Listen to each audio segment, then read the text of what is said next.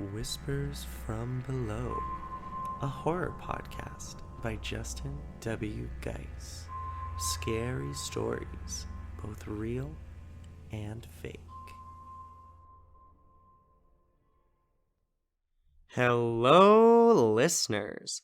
Welcome to Season 3, Episode 9 of Whispers from Below, a podcast by a madman for madmen. I'm your resident psychopath, Justin W. Geis, and today's topic of discussion is Mothman. Now, before I get into the episode, I do want to say this episode is really chill. It's a really chill episode. There's not a whole lot in here that's going to be scarring or creepy. I think maybe if you're like really young and impressionable, this will probably scare you a little bit. But overall, this is a very chill episode. I know season 3 has been kind of a tough one. There's been a lot of like really heavy episodes. So I want to just add some lighter things in. Plus, last episode, for those of you that didn't listen, was a Brothers Grimm fairy tale one, which is part of like a series that I do within my seasons. And it got me thinking that I need to do more cryptid episodes. So I decided that Mothman was a great one to do immediately after and just sort of continue the mini series that I have going on. And yeah, let me know if you guys like it. The other thing I want to say is that if you haven't already, please go check out patreon.com/whispersfrombelow. There is all sorts of cool stuff that you can get there. I'll talk about it more at the end of the episode. But it's pretty cool. There's bonus episodes. There's a Discord chat. There's Patreon exclusive merch. Go check it out. It's pretty cool. And without further ado, let's get into the episode. So for those of you that don't know, Mothman is a cryptid that has been supposedly seen in the Point Pleasant, West Virginia area starting in the 1960s.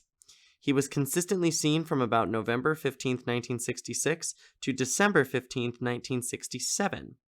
A newspaper report from Point Pleasant Register actually published like an article about a bunch of couples seeing it. The article read, "Couples see man-sized bird, ... creature, ... something." Which, like, what? The amount of clickbait that is wild to me. Like, that is crazy. Somebody really was like, yeah, no, this makes sense, and people will definitely buy it. I mean, I would be curious and click on it probably. So people like me were interested. This was published on November 16th, 1966. This ended up getting picked up by like the national press, and the story spread all over the country, and it became really popular and ended up spreading like even further than outside the US. And it spread all the way over to Europe and things like that. Supposedly, the story was that on November 15th, 1966, two young couples were driving around town. It was Roger and Linda Scarberry and Steve and Mary Mallet, one of those two. They reported to the police later that night that they had seen a large gray creature. Its eyes glowed red when the car's headlights picked it up, and they described it as a, quote, large flying man with 10-foot wings, unquote, that followed their car while they were in the TNT area. The TNT area of Point Pleasant, that's like the sort of like colloquial term that they use for it. It was the site of an old World War II munitions plant. So kind of a little bit of a spooky vibe there. It's kind of like abandoned, and nobody really goes there anymore. And while they were driving around there, they saw this huge thing with wings that they said was like a man. Definitely not something that I would be like too particularly hyped about seeing, but I love the fact that they went to the police. Like, what are the police gonna do? That is one thing I would like to take a brief moment to talk about real quick. As we know, the police system in the United States needs to change and blah, blah, blah, blah, blah. But first and foremost, if I saw a fucking creature that had 10-foot wings and was like a tall man, I wouldn't call the police. I would call like animal control. Or like if I lived near a park, I'd call like a park ranger and be like, how do I put it down? Like, my brain wouldn't say I need to call the police. Like, and maybe that's a me thing, but like I see this a lot when I do these episodes on cryptids and stuff like this. people will like go to the police and be like, I saw a chupacabra, or like I saw the bunyip, like it's gonna get me. And it's like, no, it's not, number one. And number two, the police? What are they gonna do? What can they do? Like, it's not in their job description to deal with animals. So like, I don't know. I guess we need to find maybe like a cryptid hotline. I'm not really sure what we need to do, but going to the police is just not the answer, dude. Off topic. Back on track. The next few days after the two couples had seen Mothman. Oh, this was also, they were separate. They had seen Mothman separately. Whatever. The next few days led to many more sightings of Mothman reported. There were two firemen that said that it was actually a, quote, large bird with red eyes, unquote. The Mason County Sheriff, George Johnson, said that it was probably just a heron or a very large bird, and he dismissed it very quickly. Newell Partridge told Johnson to his face that he had aimed his flashlight at a creature in a nearby field, and its eyes glowed, quote, like bicycle reflectors. He blamed his TV not working and making weird buzzing noises, as well as the disappearance of his German Shepherd, on the creature that he had seen in the field. So now you're starting to see not only are people giving slightly different accounts of it, but now apparently it has like supernatural powers and can like fuck with your TV and stuff. It doesn't make any sense. It like really doesn't make any sense, but you know, in the moment, I'm sure it felt very real, and I'm sure their experiences are all valid. Robert L. Smith, who was a wildlife biologist at West Virginia University, said that it was most likely just a sandhill crane. What is a sandhill crane, you might ask? Well, I'm happy you asked, because I wrote down a lot of info about it, so let's get into it. It's a large American crane that can grow up to 4 feet and 7 inches tall. I believe that's the largest one that's been recorded. They have red patterns around their eyes. Like it's sort of like a circular pattern around their eyes. And herons, for those of you that don't know, are like almost like a crane. That's not helpful if you don't know what that bird looks like. Come on, Justin. It's like it has a very long neck. They're taller birds. As I said before, it can get to like almost 5 feet tall. They have long, skinny legs, kind of like a flamingo, but like a little bit bigger, larger wings, and not so like flamboyant. They're more regal looking, very, very regal. You should look them up. They're very pretty. And sandhill cranes are very beautiful birds. But the red patterns around their eyes are sort of circular, so at night it could maybe reflect. Especially because feathers can get shiny, especially with creatures that live near water, like herons and cranes do. If they were diving in the water to get fish or something like that and they pop up, it's possible that they could be wet, and so therefore the red would shine and reflect. The other thing that excuse me, the other thing that's interesting about these birds is that they have up to a 7-foot wingspan, and that's like an average wingspan for them. So they're very, very long. Think of the tallest person that you personally know and what it's like to stand near them. It's bigger than that.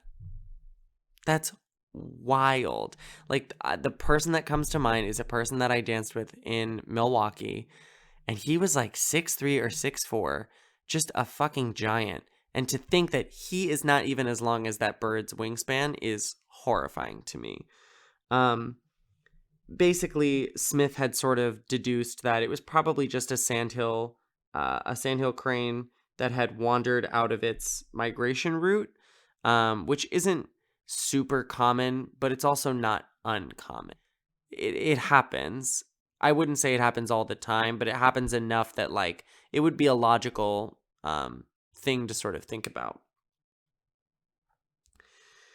It wasn't recognized at first. Everyone was like, well, why wouldn't we know that it was a sandhill crane? And it wasn't recognized at first because it's not native to that region. So that sort of helps that side of the story be told and sort of make it more of a logical reason why it could be a crane that nobody's ever seen before. And therefore, like when you get scared and it's at night and you see red, like totally understand. Your brain can do crazy things.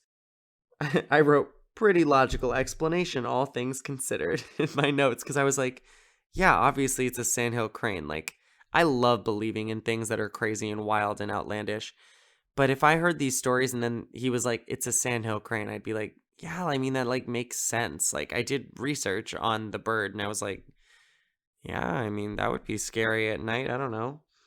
On December 15th, 1967, the Silver Bridge collapsed. Little bit of background. The Silver Bridge was an I-bar chain suspension bridge built in 1928, and it was named for the color of its aluminum paint. I don't know about you, but I personally hate having to go to the grocery store. It takes up so much of my day when I could be starting a new hobby with that time, like soap carving, or collecting the sick bags out of airplanes. With Instacart, it makes grocery shopping fast and easy, all while allowing me to stay in my underwear. Instacart allows you to order all of the things you usually get from your local stores, delivered to your door in as fast as 1 hour. Not only that, but it will also give you smart suggestions for new items based off of your preferences, as well as highlight deals to help you save some money.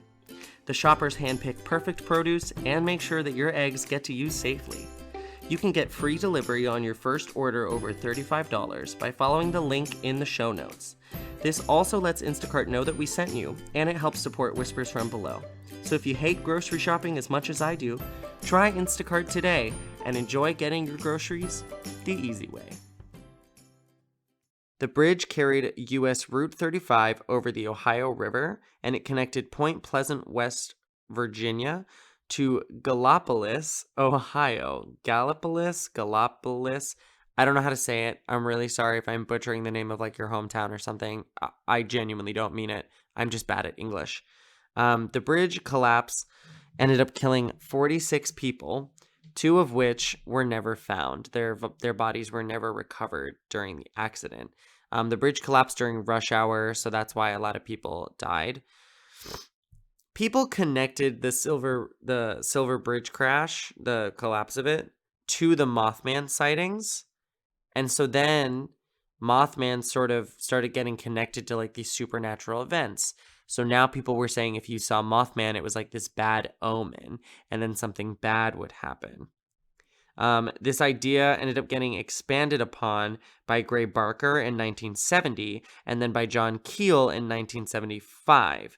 He wrote the Mothman prophecies, which sort of introduced this cryptid to like a way larger mass of people that might not have known about it, while also introducing the concept of him having these more like supernatural powers or you know, being an omen for something. It's like seeing a black cat and sort of feeling like that's a bad omen. That's what the Mothman sightings would be, except you knew something bad was going to happen. People claim to have seen Mothman right before like huge tragic events have happened. One very like prime example is that people claim to have seen the Mothman in Moscow right before the 1999 Russian apartment bombings happened. I didn't do too much research into that one because I was like, that might make a good episode. So let me know if you want to hear more about that. However, people saw him before then, and so they say that those that come in contact with him, like something bad will happen to you or something bad will happen in general. The other thing that happens is people that have come in contact with Mothman usually suffer extreme psychological distress. A couple of them have actually had like nervous breakdowns that are like basically incapable of speech at this point. Like they're so frightened by what they saw. Everybody says that this overwhelming evil overcomes them after they like gaze into the red eyes of the Mothman. Those that have seen him or those that have come in contact with him are like, I was under so much duress just from its presence. Like, I don't know. It was evil. It was pure evil. I couldn't be near it, blah, blah, blah, blah. Which is kind of a very different vibe than originally what we hear. They're like, I was scared, but like, I don't know. I was in my car. And then the dude's like, I saw it in the field and like it made my TV weird. Like, we're not getting the same sort of vibes of like, it's this evil, terrible entity that needs to be stopped versus like, I don't know, it fucks with us a bit and we saw it and it was kind of spooky. I just feel like people need to keep their stories straight with cryptids. Otherwise, like, how is anybody supposed to believe you or the fact that it's real? Like, it just doesn't make sense to me. Some fun facts about the Mothman is that supposedly, I know I keep saying that a lot, but like, I don't want to be like, it can do this thing, because every report is kind of different. And I don't think that saying it does this thing or it doesn't do this thing is a good representation of it, because there are so many different kinds of reports. Like, I don't know. If it is real, I don't want to say that it's doing something that it's not. I don't want to piss it off, regardless of whether or not I believe in it or whatever. Supposedly, word of the day, it can fly at over 100 miles per hour. It can fly faster than any car and will chase them and often bat the roof of your car as you're driving. So if you do tend to see Mothman at night or whatever, it'll like toy with you and like fuck with your car when you're driving by, which I think is kind of fun and petty. It's almost like it's playing a game with you, like it's a cat and you're like the toy and it's just kind of like bopping you. Like, I think that's cute. It does not flap its wings except for takeoff, and when it's on the ground, it sort of folds its wings around itself and like waddles like a penguin. There is no credible evidence of Mothman. No credible evidence has ever been found. There's lots of images. A lot of them are very clearly fake and don't actually show anything. They've been photoshopped. A couple of them, like there was one image that was taken and they were like, it's Mothman on the bridge. It's not Mothman on the bridge. It's like a piece of the bridge falling off, and that was like accounted for by like the county. They were like, no, like a piece of the bridge fell off and like you got a picture of it. Like, it's not Mothman. An example of this is in 2016, WCHS TV published a photo taken by an anonymous person. This person supposedly saw Mothman on Route 2, and he pulled over to take the pictures. There are way more reasonable explanations than Mothman. People have gone on record saying that it looks like a bird carrying a snake or a frog.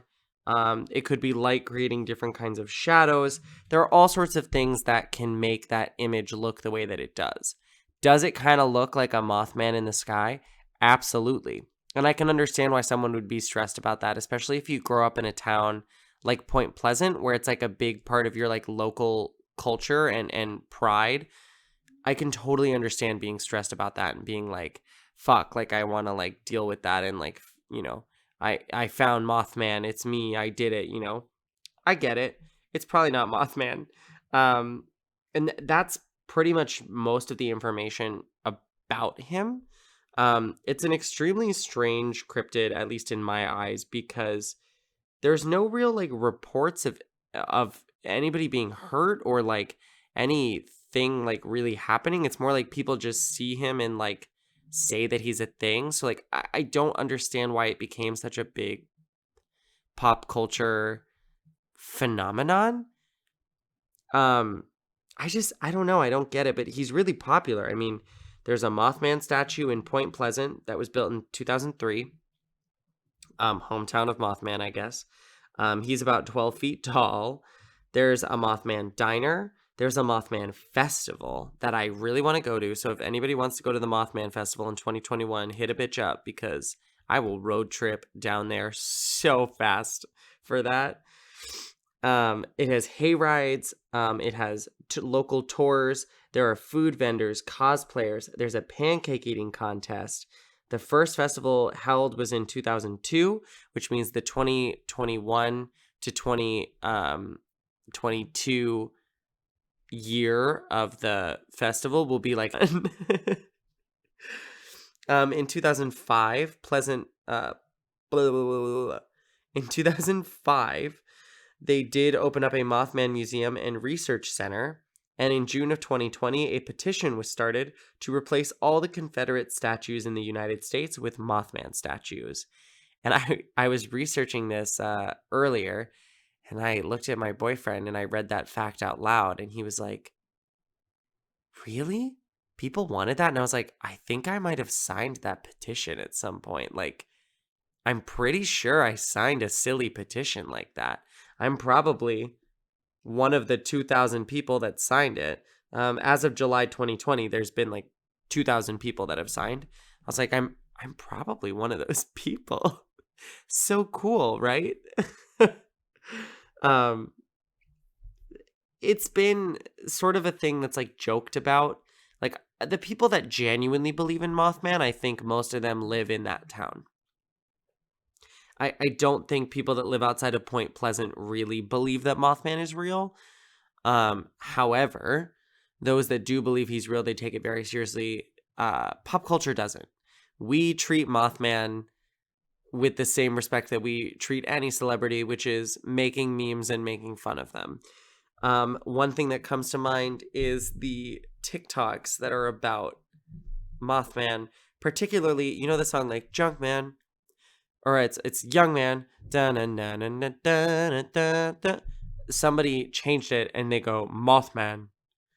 And then normally the memes on TikTok would be like, it's the like leading up to the song, and then right before they say Mothman, you think that they're going to do something else, and then it sort of reveals that they're doing like, that they drew an image of like Mothman dancing on a stripper pole, or it's someone cosplayed as like sexy Mothman, like just stuff like that. It became a really big meme, at least on my like For You page on TikTok. It was like a bunch of Mothman memes all the time for a while. There's a bunch of fan art of him. There's merch of him that you can get, especially in Point Pleasant. You can buy merch of Mothman in pretty much any store. He's like popular. People like really like him. There was even a movie made in 2002 that stars Richard Gere. Richard Gere in a movie called The Mothman Prophecies, which is based on the book that was written. And Richard Gere's in it. Like, that's really the most mind-boggling part, is that Richard Gere was like, yeah, I'll do this. Who pitched that to him and he was like, yeah, I got nothing better to do? Like, that's crazy. Anyway, that is all I have to talk about today. Let me know if you guys like these cryptid episodes. Let me know if there's anything else that you want to hear from me. You can shoot me a message over on my website. It's whispersfrombelow.com. There's a contact page. You can shoot me a message and say, hey, you should do blank episode idea. I've done a lot of episodes recently that are from fans, things that people have requested, things that people have asked for, and I really enjoy it. I really, truly do enjoy doing fan episodes. It's normally things that I didn't know about, A, or B, I never would have thought would interest you guys, or I don't know a lot about, and then I get to do all this research and sort of plan an episode around it, and it's fun. I get to learn through this podcast, and I think that's one of my favorite things. So you can shoot me a message to the contact page while you're on the website. You can check out the lovely merch that I sell there. It's beautiful and lovely. I've designed it all myself. It's super fun and cool. I'm really proud of it. You can also download episodes through there, and you can find all of our social links, YouTube, Instagram, which is Whispers from Below, no spaces, no underscores, no capitals, no nothing. I try to post pretty frequently on there, at least once a week, if not more. I try to update you guys about new episodes coming out or things like that. If you're interested in my personal life at all, you can check out JUTIN_geese. That's jutting geese like the animal. It's mostly just makeup pictures of my dog, so go check it out if you want. The other thing that you can reach from the website is a link to the Patreon, which is patreon.com/whispersfrombelow. There are 5 tiers that you can check out. $5, $10, $25, $50, and $100 per month.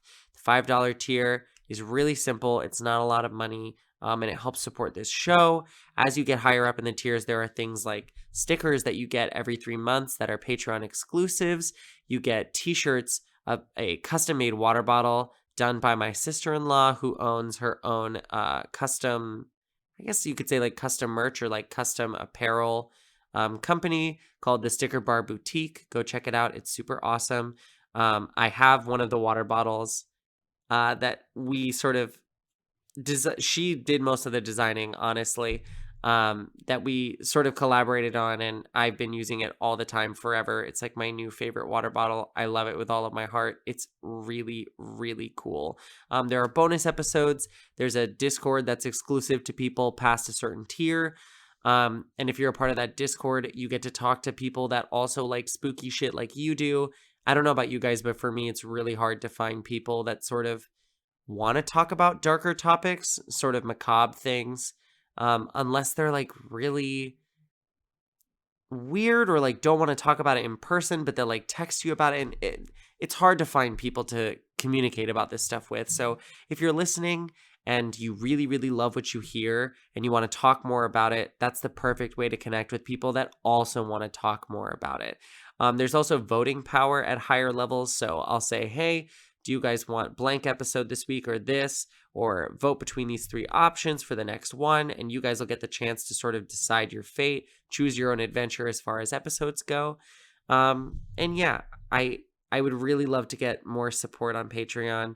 My goal is to get 25 patrons before my 1-year mark, which is going to be February 6th, 2021. It means that I will have been doing Whispers from Below for an entire calendar year.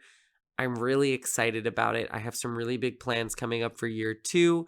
The biggest thing that I can ask from you guys, if you want to see this grow and expand, if you can, I know times are hard right now, please consider even doing a one-time pledge on Patreon, even just like $1. Like anything, number 1, feels really great for me. It does not go unnoticed. And number 2, you help support the show and everything that I can do with it. The other thing that I ask of you guys is that you share the podcast. It goes up every Monday at 8 a.m. Eastern. Tell your friends about it. Whether you share on social media, which would be awesome, I'd really appreciate it. Or alternatively, you just decide to tell somebody in person. Any little bit counts. If all of you guys go and tell someone, hey, check out next week's episode, you're really going to like it. Or check out this week's episode, you're really going to like it. And then every single one of those people listens to it, that doubles my listeners for that week, which is really important right now. I'm still growing. I'm still a little baby podcast. The more listeners that I can get, the more content I can pump out for you guys. And the more we can start to get just a bigger platform to share this with people that I really want to connect with. So anyway, share this podcast. Check out the Patreon. Check out the website if you'd like to. No pressure, but you probably should because it's pretty fucking awesome. Remember, Mothman most likely isn't real. He makes a really great meme. And wash your hands. Be safe, especially with the holidays coming up. Even though it's a holiday, it doesn't mean that COVID has disappeared.